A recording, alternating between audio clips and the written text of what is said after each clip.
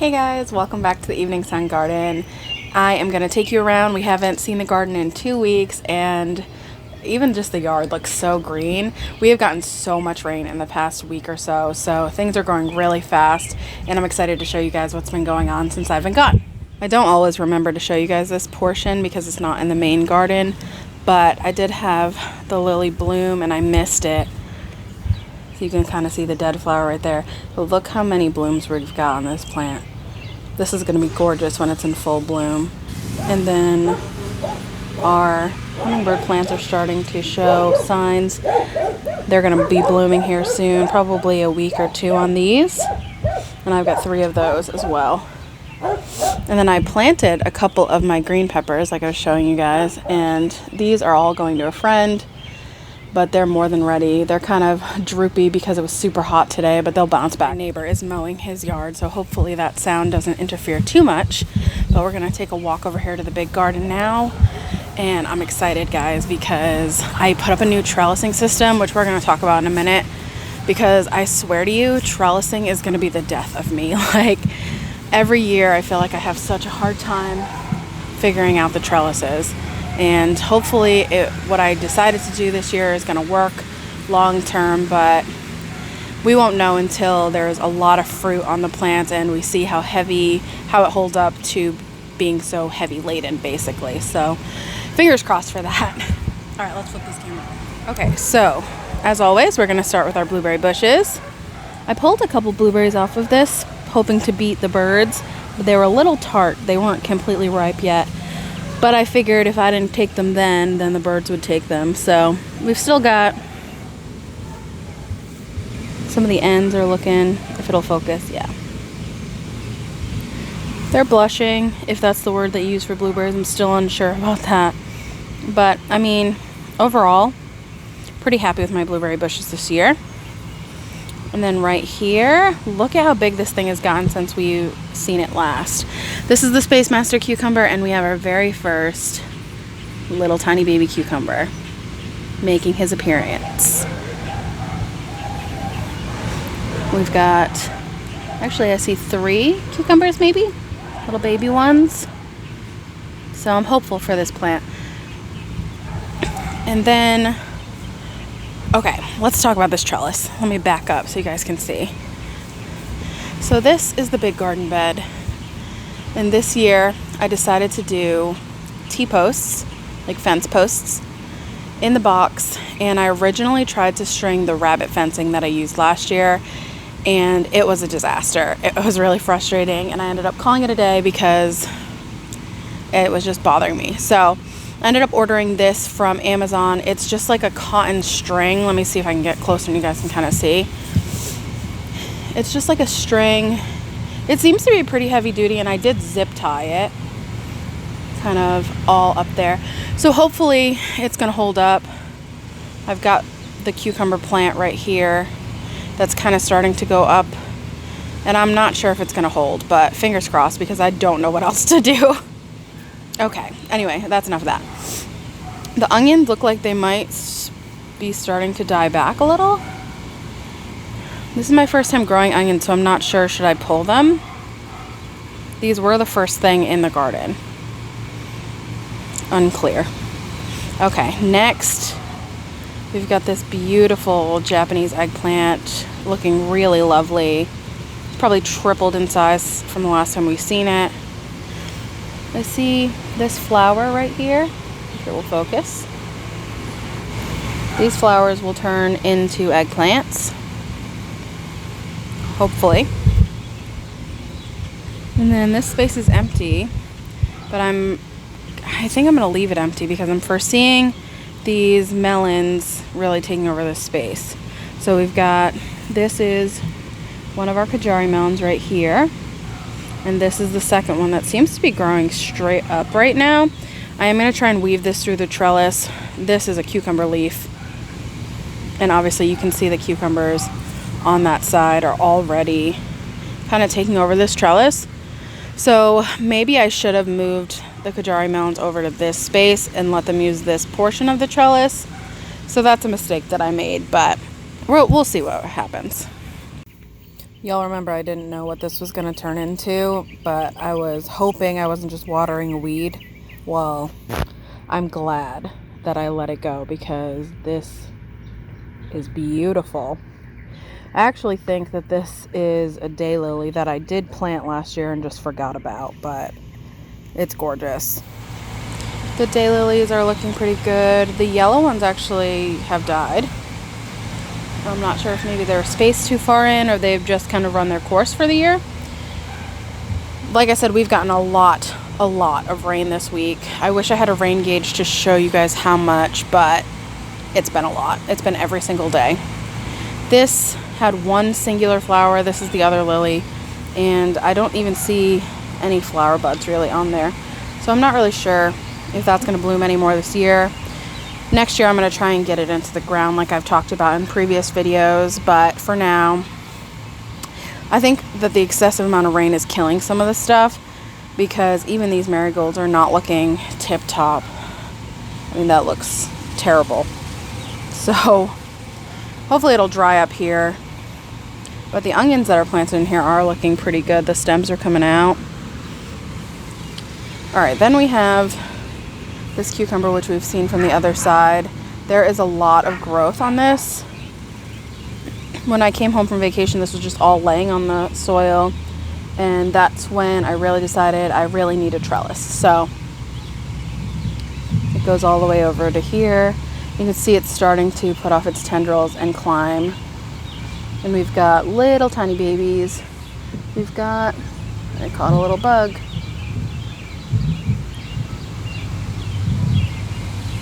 I don't see any aphids on the plant, but I do see a ladybug, so I don't know. But anyway, that's shaping up to look pretty nice. I pruned it a little bit. I cut off a couple of the bottom leaves that were still laying on the ground.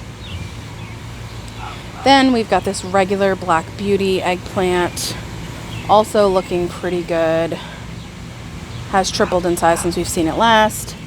And we've got our first little eggplant flower right there. So this will get huge. Last year I just didn't even know what to do with them. And then I planted some extra green beans along in here, and they're starting to come up now.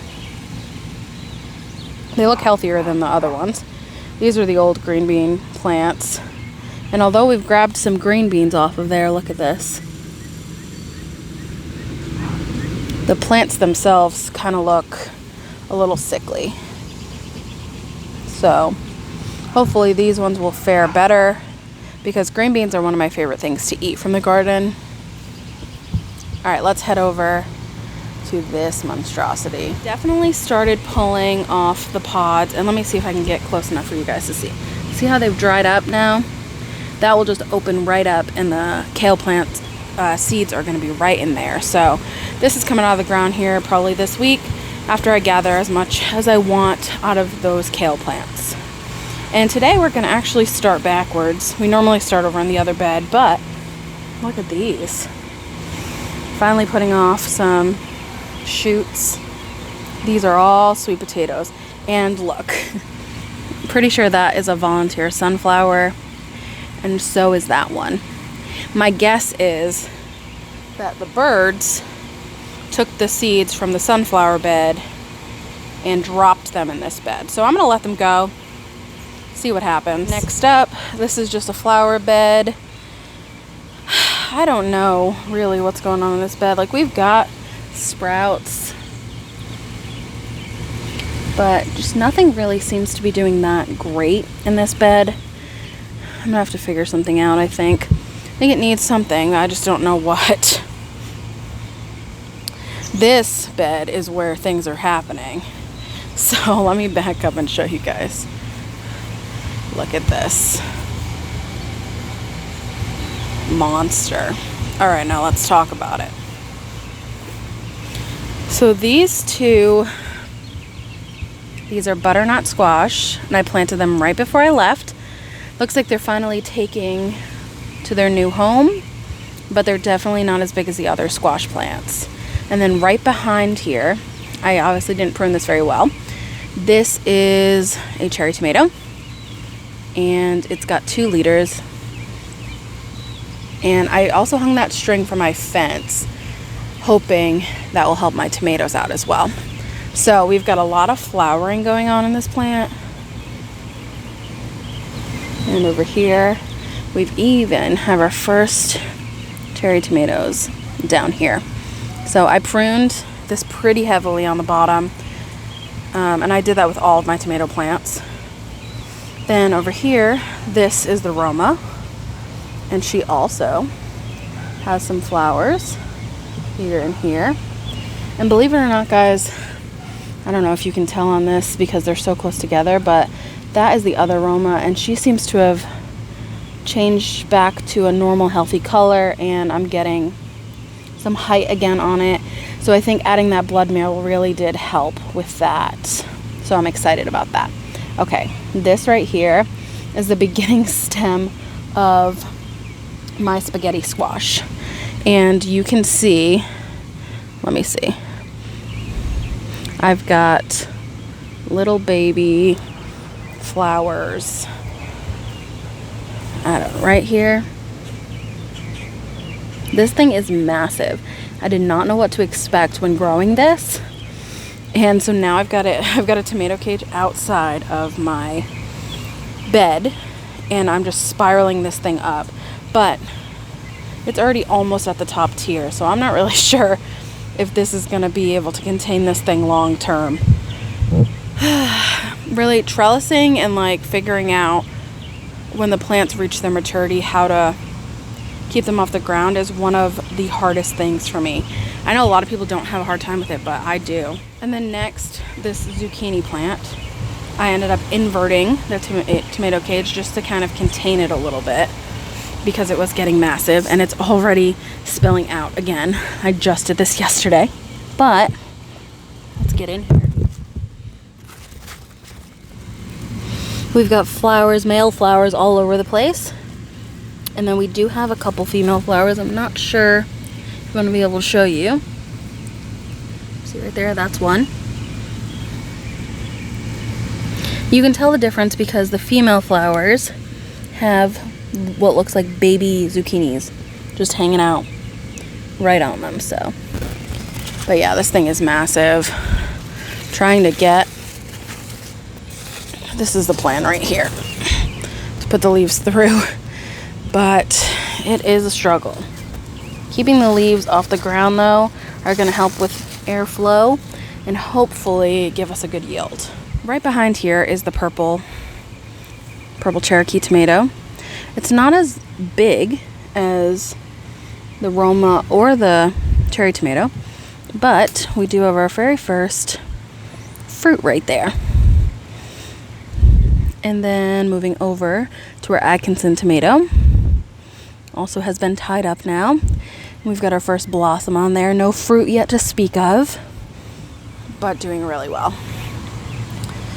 That marigold looks like it's doing pretty well. And then you can see a plethora of different size sunflowers that are starting to come up, all from little baby ones right here to these mid-sized ones to those over there are pretty sure are the mammoth ones. All right, this is a cool jalapeno. It's definitely starting to put off some flowers, which is exciting, but there's also a significant amount of bug damage on the bottom leaves and even some of the top leaves. I've not seen any caterpillars or anything, so I'm not really sure which type of bug is causing the damage, but it's definitely damaged. Behind that, we have the strawberry plant, which is not producing strawberries anymore, but it's starting to produce runners, which I'm having to feed back into this bag because I don't want runners anywhere but in the bag. Then this is our banana pepper. It's looking a little discolored. I might have to add a little bit of fertilizer to it, but it also has its very first blooms. So that is exciting. And then moving over to our red pepper. Also has a first bloom on it. Well, a couple, actually. These are the new additions. These two are the same variety of pepper that I'm growing from the grocery store. And I'm excited to see what these are going to do. I have no idea. what these are going to produce. Theoretically, it would be these like snack peppers, but they're like multicolored in the bag, so I'm not sure if I'm going to get all one color for both plants, or maybe one plant is a different color. It's going to be fun to find out. But I transplanted these a couple days ago, and they seem to be doing okay. They already have a little bit of bug damage, so there's definitely something over here eating all of these. And then I am proud to report that this little guy, that's not so little anymore, and this little guy, who's already been staked up and has a couple blooms, those are the two cherry tomatoes that I snapped in half accidentally, and both of them have recovered remarkably well. Tomatoes are a resilient plant, so if you think you've messed it up, just try and plant it anyway, because literally tomatoes want to produce roots from everywhere. So, and I've seen actually on some garden Facebook groups that I'm in, that, let me see if I even have any. There's these little like nodes sometimes that come out of the plant when it's really humid, and people have been asking what it is, and it's just roots. Tomato plants just want to root. So, and then last but certainly not least is this lovely beauty. These are my potatoes, but guys, this is my first year growing potatoes, and I'm going to bring you over to the bench. We're going to talk about this because I have some thoughts.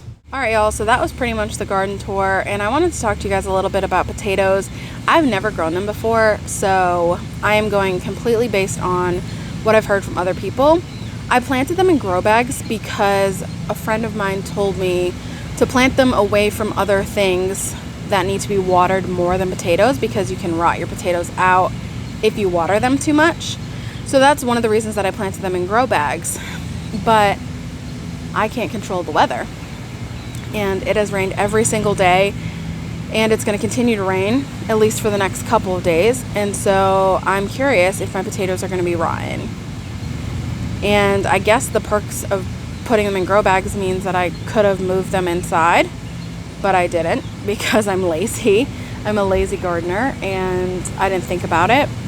So I guess we're gonna see, but I feel like I've planted them a while ago now. They should be due to be pulled out soon, and I'm really hoping that it dries up. I don't know. If you guys know anything about potatoes, leave me a comment down below. But anyway, that is the entire tour. I am all ears if you have trellising ideas, if you have any advice about growing spaghetti squash, or what the butternut squash is going to do. I don't even know how that's going to be contained either. So I've never grown winter squash at all, and I think I probably should have given it its own raised bed, but I didn't have enough room to do that. So I just worked with what I had, and I'm gonna have to make do with what I have. But I'm excited because I do love to eat winter squash, so hopefully I can get at least a couple to harvesting. But yeah, look, just sitting here looking at that spiral of spaghetti squash that's already going up this tomato cage, I'm just thinking there's no way that that's going to be sustainable throughout the entire season. So I am open to suggestions if you have any on how to trellis that up.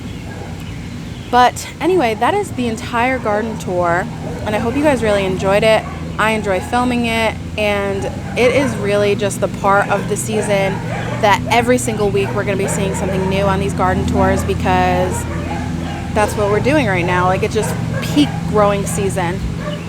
And my hope is that I have my grandmother here visiting me for the next 2 weeks, and my hope is really that we can get some zucchini in time to make her some zucchini bread, because the zucchini bread recipe that I use is her recipe, and I just thought that would be so cute to be able to make her recipe for her from my garden. So that is the hope, fingers crossed, that we get some zucchinis pollinated and ready to go in the next week or so.